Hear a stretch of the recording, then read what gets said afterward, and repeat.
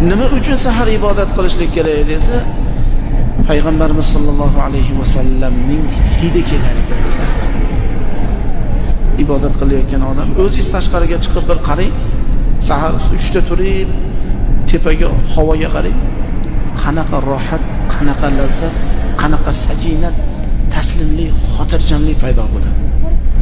Endi shu vaqtida Alloh bilan bog'lanib, Allohga aytadigan gaplarimizni aytsak, inshaalloh hayotimiz juda, oxiratimiz obod.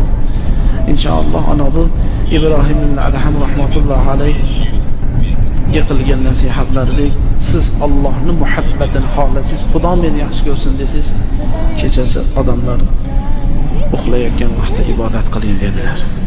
Xudoyim hammamizga shunaqa muhabbatni Alloh nasib qilsin. Amin. Parvardigor hammamizga ham kechalari bedor bo'lib ibodat qilishlik nasib